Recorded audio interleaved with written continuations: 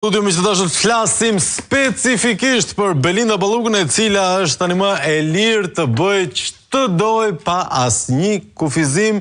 Janë pezulluar pezullimet. Gent Strazimirin e kemi bezdisur në këtë mëngjes për një koment me gjitha çfarë mesazhi jep ky vendim për Ballukën, çfarë do të thotë për qeverinë në këto momente dhe sigurisht për qytetarët. Strazimiri, mirëmëngjes. Mirëmëngjes. E prisnit, nuk e prisnit? Shiko. T'ju them të drejtën, sigurisht që nuk e prisja që çudia fillon me vendimin e gjykatës KKO-s për pezullimin e Belinda Ballukut, është atipike. Tashti na kanë dhënë një telenovel me sfond juridik, duke parë specifikimet nëse ka ndërhyrë kush e kompetencat e tjetrit, po i bien qafë qeverisë apo si qyshtet. Asgjë s'është, për mendimin tim, nuk qëndron, gjithçka tregon anormalitetin, boshllëkun me cilin funksionon ajo që ne sot vazhdojmë të quajmë teorikisht demokraci. Qeveria nga njëra anë, konflikti nuk është as pak juridik. Konflikti është politik apo diplomatik. Midis dy institucioneve, njëra është qeveria, e cila edhe diplomatik. Do t'ju shpjegoj sepse po the politik edhe diplomacinë brenda. E cila është qeveria, e cila ka për detyrë funksionale, pikërisht bëj politik dhe të ruajë raporte diplomatike, dhe një institucion tjetër që nuk do të duhet të merret me politikë dhe të ruante balanca diplomatike, siç është SPAK-u. SPAK-u është ajo drejtësia dhe gjithë sistemi gjyqësor, është ajo drejtësia që i ka sy të mbyllura, veshët të mbyllura, duart i ka të zëna njërin me shpatën, tjetrën me peshore, nuk duhet shohë askënd në sy, nuk duhet të mendoj për pasojat politike që vinë mbasi ka bërë drejtësinë. Nga kjo pikpamje, SPAK-u dhe drejtësia është e gjithë fuqishme megjithëse në një sistem të balancuar. Edi Rama pretendon se ka hyrë ke kompetencat e qeverisë, drejtësia ka në një sistem demokratik ka kompetenca shumë më tepër se kaq. Ka kompetenca ta shkatërrojë qeverinë, sigurisht në bazë të ligjit, duke i vënë hekurat dhe kryeministrit dhe të gjithë ministrave nëse i kap duke kryer një vepër penale apo se kanë kryer një vepër penale. Sigurisht do ta kryejë sipas një radhe të caktuar, duhet shkojë në parlament të marri imunitetet, kërkoj leje nga parlamenti dhe pastaj. Kjo sigurisht do të shkaktonte një tërmet politik. Po kjo nuk do të duhet të interesonte një institucioni që merret ekskluzivisht me drejtësinë. Bën drejtësinë, syt i ka të mbyllura, veshët i ka të mbyllura, duart i ka të zëna. Për fat keq SPAK-u nuk është ky. SPAK-u i kishte gjitha kompetencat që të vepronte si me çdo të pandehur tjetër. Ta marrë të pandehur nga pikpamja teknike, kur prokuroria të merr të pandehur, prokuroria është e bindur që ti e ke kryer faktin penal. Dhe sigurisht kjo duhet të legjitimuar dhe nga gjykata. Prokuroria nuk ka shkuar, e ka marrë të pandehur Ballukun dhe nuk ka vajtur me kërkesën për ta arrestuar. Jo, nuk do prokuroria. Sepse ka hallë se çfarë tërmetesh dhe pasojash politike do të cilli. Siç e dini, në fakt kjo nuk është më enigm, më shumë diplomat të huaj, ambasador të vendeve mike sigurisht takon SPAK-u dhe sa ministri i jashtëm. Nga kjo pikpamje, tu fillon deformimi i parë. Në qoftë se lejen këtu për të arrestuar apo mos arrestuar dikë, japin diplomatët, ambasadorët, qofshin ata fuqiplot të vendeve të tyre. Fuqia e tyre mbaron tek fakti që ka blogrami shkon në qendër tek qeveria atje dhe presin të kthehet një përgjigje. Duke qenë se bota është në një situatë tillë që po mbush spitalet me gjak rezervë, sepse mund të shpërthejë një luftë nga momenti në moment, mund të mos shpërthejë, nuk merret njëri me këtë punë. Diplomatët janë detyruar të presin vendimin që i vjen, vendimin politik sigurisht diplomatik, në bazë interesave të cilit shtet, si që i vjen nga qendra. Nuk ka përgjigje deri tani, thotë SPAK-u, shikoj, mos e shty deri aty ku duhet. Dhe çfarë bën SPAK-u? Megjithëse e ka kapur, ka qenë publike. Kjo është edhe një lojë kredibiliteti, është një lojë kredibiliteti SPAK-ut, në gjithë investim që është bërë, diçka duhet bëhet. Dhe çfarë bën? Shpik gjëra të tilla që e ka kapur në flagrancë, është e bindur që Belinda Balluku e ka kryer, e ka marrë të pandehur, si hajdute. Po nuk kërkon arrestimin e saj, nuk shkon kuvend të kërkojë imunitetin, lejen për të kontrolluar shtëpinë për ta arrestuar etj me radhë. Jo. Të pezullohet nga detyra, të mos hyjë më në zyrë. Kjo sigurisht që është atipike. Në këtë sistem drejtësie, që s'ka vetëm pavarësi nuk ka, tashmë nuk ka pavarësi as nga ligji, po siç u thash, siç e kam thënë fakt, vazhdimisht SPAK-u në skenën politike shqiptare është tuar si subjekt politik diplomatik, vetëm me drejtësinë nuk ka të bëjë. Shkon dhe i kërkon gjykatës të pezullohet nga detyra. Sigurisht i deli Edi Rama dhe thotë, shiko, këtë drejtësinë e bëra unë. Ju keni në dorë një gjysmë SPAK-u, konflikti është politiko-diplomatik. Edhe me diplomatët të nama në këtë drejtim, po gjykata kushtetuese e ka mund. Në qoftë se këtë sistemin e mrekullueshëm të drejtësisë që po ecën përpara me hapat ngadalë, të sigurt po, unë ju atzeroj këtu tek gjykata kushtetuese dhe kjo po ndodh. Gjërat nuk do duhet të ndodhin kështu nëse do të kishim një drejtësi të pavarur vetëm ndaj Zotit dhe librave të shenjtë, kodit penal, kodit procedurës të Republikës. Do të kishte shkuar Belinda Balluku si shumë të tjerë. Çështja është dhe investimi i Edi Ramës, se kjo është pyetja që besoj do të ma bënin pas kësaj. Pse e lëshoi Arben Ahmetin, pse e lëshoi Erion Velien dhe pse nuk e lëshon Belinda Balluku? Pikërisht. Unë mendoj që Arben Ahmeti, Erion Veliaj ishin të sakrifikueshëm. E kam thënë vazhdimisht që Edi Rama po lëshon të sakrifikueshmit i nxjerr tek dera natën. Dhe Spaku si një mbledhës shplera shumë i mirë, gjatë natës shkon dhe mbledh çfarë ka nxjerrë për jashtë kryeministri, i merr dhe ja heq sikletin nga dera. Ndërkohë kryeministri vetas nuk pyetet, nuk di gjë për gjërat. Nuk pyetet as person që ka lidhje me që mund të ketë, që duhet të ketë ligjërisht lidhje me faktet. Duhet ta di një ngjarje. Janë zëvendësat e tij, krimi ka ndodhur në nivelin më të lartë të qeverisë. Jo, me sa duket Belinda Balluku nuk është e sakrifikueshme. Në rastin konkret pse? Është fakt publik i njohur që kjo vjedhje për cilën Spaku e ka marrë të pandehur Belinda Balluku është bërë bashkëpunim. Ka qenë prezente Edi Rama aty kur janë bërë dillet, ka qenë në Turqi dhe gjithçka ka ndodhur menjëherë para, gjatë dhe pas vizitës që ata kanë pasur bashkë në Turqi. Është e pamundur që të thrasësh Belinda Ballukun dhe të mos përfshish këtë punë Edi Ramën. Kjo do të sillte një tërmet politik. Tërmetin politik nuk do të duhet, siç u thash, fillim të interesonte. E shmangu përfundimisht, zoti Strazemiri, Rama e shmangu përfundimisht tërmetin Balluku, apo është me afat skadence në datë 22 janar? Nuk ju them dot, por unë për një gjë jam i bindur. E kam thënë gjithmonë. Nëse do të duhet të ishte Edi Rama në burg, Arben Ahmeti, Erion Velie apo cili do tjetër prej zullumçarëve do duhet të ishte prej drejtësisë, jo për shkak të negociatave apo mos negociatave, konfliktit midis faktorëve, aktorëve politiko-diplomatik që veprojnë në këtë vend. Kjo nuk do të ishte drejtësi dhe në qoftë se ata e kanë kryer, siç jemi të bindur që ata e kanë kryer. Drejtësia është ajo që të merr nuk të sheh në sy, nuk do të di se cili je, nuk do të di se çfarë pasojë shkakton politike.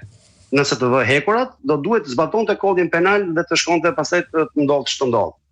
Tu kemi një problem. Vakumi qëndron në faktin që ne nuk kemi një drejtësi. Nuk kemi një drejtësi të pavarur. Ajo që ne e quajtëm drejtësi të pavarur ose që na e quajnë ende sot drejtësi të pavarur, fakt është një entitet tjetër politiko-diplomatik që i shtohet skenës boll komplekse shqiptare në këtë drejtim. Strazemiri, opozita ka pasur një marrëdhënie pak të çuditshme me sistemin e drejtësisë. Jeni shprehur që në krye të herës skeptik ndaj tij, mosbesues, megjithatë nga ana tjetër keni bashkëpunuar me të, duke i quar aty se s'kishit ku të qoni tjetër sigurisht kallëzimet dhe denoncimet tuaja. Në këto momente, me këtë, le themi, teatr simpatik dhe tango politike me SPAK, GKK, GK-s dhe qeverisë, si e rikalibron marrëdhënien tuaj me sistemin e drejtësisë, veçanërisht me SPAK edhe GKK? Unë do të thoja që nuk është një marrëdhënie bashkëpunimi.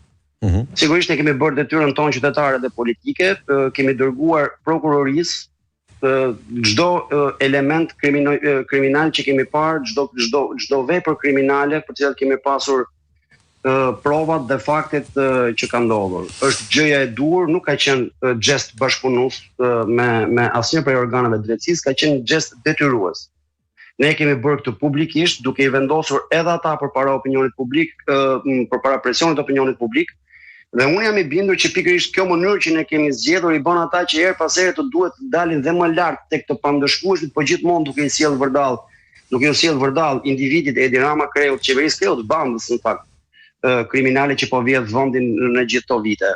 Besoj që nëse sot njerëzit vërtet kanë një pikë pyetje shumë të madhe, ka rënë mbështetja ndaj këtij entiteti, siç u thash, politiko-diplomatik, ka SPAK gjithçka lidhje me drejtësinë që është. SPAK-u është pikërisht dhe kontribut jashtëzakonisht thelbësor i opozitës, i cila e ka ekspozuar përballë opinionit publik duke i çuar fakte dhe prova, duke parë, domethënë, siç është rasti konkret, domethënë më elokuenti, që ata thjesht nuk duan të veprojnë. Ata nuk duan të vendosin drejtësi, nuk e kanë mendjen tek vendosja e drejtësisë, ata e kanë mendjen tek ruajtja e disa balancave politiko-diplomatike, çka nuk do të ishte detyra e tyre. E qartë, megjithatë, Tani që po mendoj këtë çështën e sistemit të drejtësisë, e them këtë me ironi, zoti Strazimiri, ngjan pak me të njëjtin pishman që keni me avokatin e popullit, 140 vota për reformën drejtësi dhe gjëja kryesore që ajo bën duket se është pengoj opozitën, të ndihmoj korrupsionin dhe të mos hetoj krimet zgjedhore. Nuk mendoj se është pak si shumë, nuk pak si tepër? Së pari nuk janë 140 vota në 139 vota, sepse njëri nga deputetët e majorancës ishte në burg. Okej, ndjes. Së dyti, ajo që ne kemi dhënë votën tonë për nevojën për të patur një reformë drejtësi. Kemi bërë një betejë, ai ka qenë live, me një tension jashtëzakonisht të madh psikologjik sot, po e kuptoni dhe se me çfarë presioni diplomatik dhe politik të jashtëzakonshëm ne kemi qëndruar draftit të kushtetues që erdhi në parlament, duke me aq sa patur mundësi të bëjmë atëherë, duke mbajtur në dorë të kohequr nga dora e qeverisë Sorosit, të cilit do tjetër që do të ta bënte 4-5 çelësa nga ato kushtetuese. Ndërkohë që ligjet organike të funksionimit të organeve të reja të drejtësisë ishin në radhë. Kur votuam kushtetutën me ndryshimet që siç u thash që ndodhen, me një tension të jashtëzakonshëm, një seancë maraton, mbas një 2 vjetësh maraton debatesh dhe konfliktesh, fjala ishte që edhe ligjet funksionale që do të pasonin reformën drejtësi do të rishikoheshin sipas ndryshimeve kushtetuese. Çështja është se duke qenë se ata përdorën votën, i kishin votat për të bërë ligjet organike dhe ne nuk kemi marrë pjesë më pas në këto votime. Ligjet organike me të cilat funksionojnë sot organet e reja të drejtësisë të ngritura me reformën e ndryshimeve kushtetuese janë antikushtetuese. Në momentin kur kjo padi do duhet të bëhen në gjykatë, ne s'kishim gjykatë kushtetuese. Ju e mbani mend këtë. Kështu që opozitën nuk mund të akuzoni dot për bashkëpunim as me SPAK-un, as me majorancën për sa i përket kësaj situate në cilën ndodhet drejtësia sot. Kemi bërë sa kemi mundur, në momentin që kemi mundur, keni parasysh që ka qenë një parlament që kishte brenda 19 dia unë atëherë, po dolën 22 deputet, të gjithë majorancës, të gjithë kriminal të dënuar. Kishim sigurisht mos bashkëpunimin e ambasadorit amerikan Donald Lloyd, që ishte njëri i rëndësishëm i reformës në atë kohë, dhe sigurisht pas tij dhe të gjithë pjesën tjetër të trupit diplomatik. Praktikisht opozita ka qëndruar e vetme përballë saj. Sot unë nuk jam dakord të t'i vendosni qoftë dhe kaq përgjegjësi opozitës për atë çfarë po ndodh. Ne kemi denoncuar, kemi vepruar të ndalojmë aq sa mund të ndalonim dhe unë besoj me sukses. Kaq ishte fuqia jon, kaq u bë. Sot ama duhet të shikojmë gjërat në sy. Ajo që është ndërtuar dhe mënyra se si po funksionon është pikërisht ajo që ne kemi paralajmëruar. Pikërisht ajo për të cilën ne nuk i jepnim votën pro, pikërisht ajo për të cilën ne insistuam dhe siç u thash, mbajtëm në dorë 4-5 çelësa, nuk ky avam në dorë, ndryshe do të ishin qenë kushtetuese gjithë ato. Kjo çudi që po ndodh sot kishte qenë edhe kushtetuese.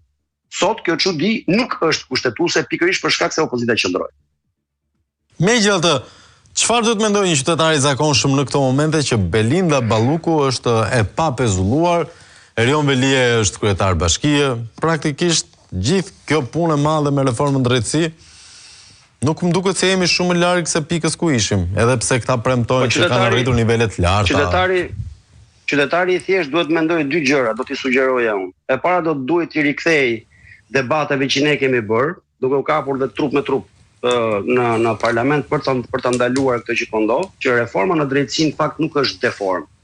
Vetingu nuk ishte veting, por ishte edving.